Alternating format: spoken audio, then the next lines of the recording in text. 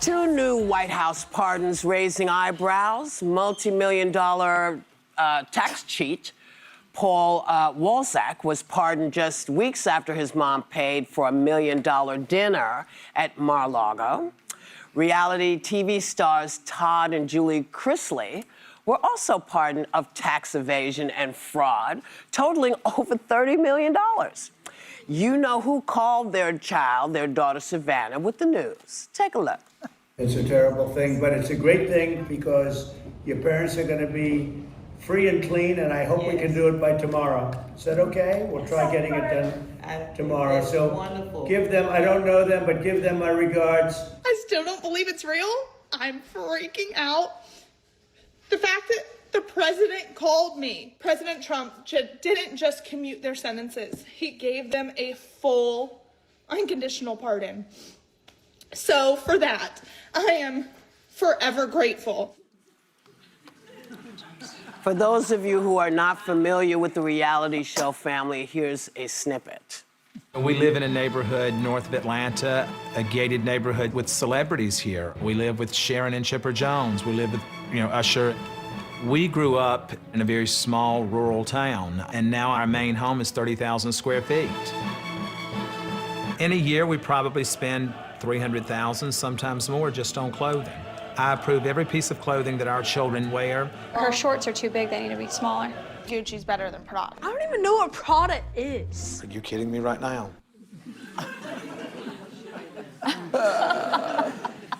So, is anybody going to have a problem with this, or because this is the law and order president, or are people already numb to this? Well, according to this administration, if you are a reality star with a lot of money and a tax cheat and you commit fraud, then that's good. We're going to give you a pardon. But poor people on Medicaid or food stamps, okay, according to this administration, those are the real moochers in the country, and that they have to be taken off of health care or food stamps. Americans need to understand what's going on. That's what's going on. Somebody like this guy, Chrisley, whatever his name is, I never saw the show. I've only seen clips where he's running around being rich. He gets let off the hook. But somebody like, anybody that we might know who needs help doesn't get the help from this administration.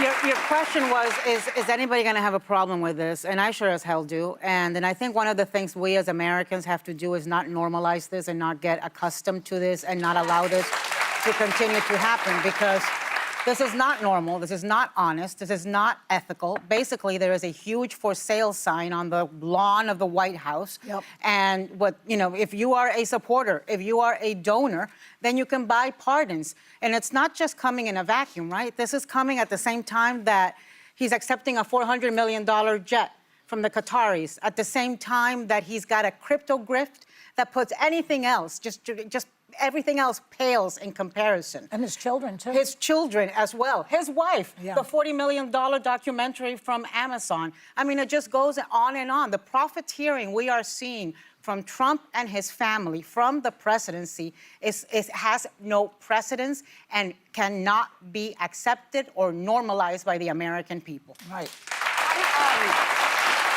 So I wasn't surprised by this, and I don't think it's good, but I tend to think with Donald Trump's flood the zone methodology, there's a strategy to not jumping at every time he does something.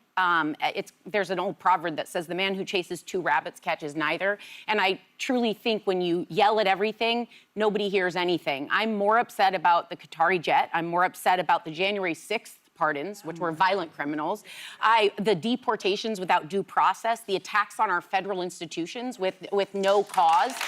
Those, to me, are fundamentally way more problematic, and it's not to say any of this is not bad. But I think the problem we're living in now is he floods the zone, everyone reacts to everything saying, don't normalize it, don't become numb. But I think there's a strategy to picking your battles. And I think there are things that are truly outrageous he is doing, and I don't think we should take our eyes off those. No, but that's a lot of rabbits that you just listed.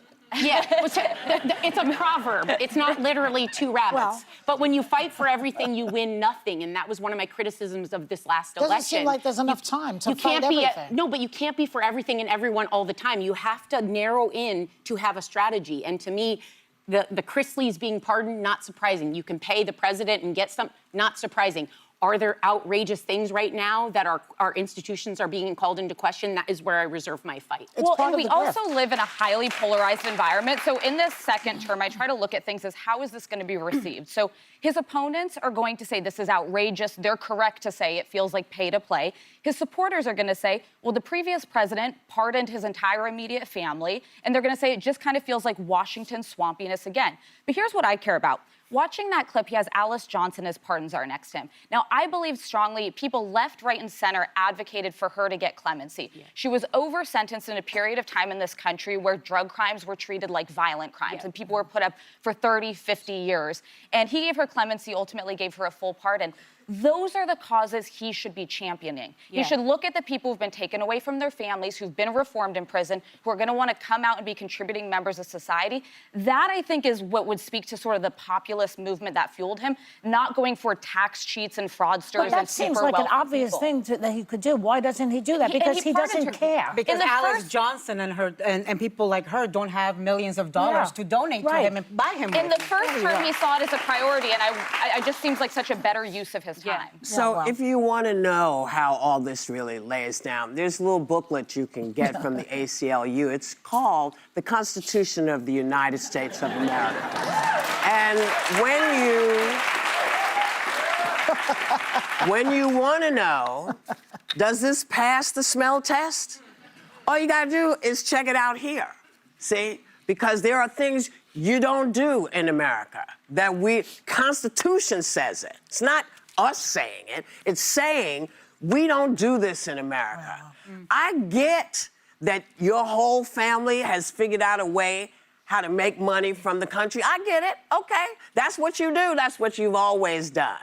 But what I don't like is that you get pissy with other people who are doing the same thing. Either it's not good for everybody or it's good for everybody. Somebody make up their mind.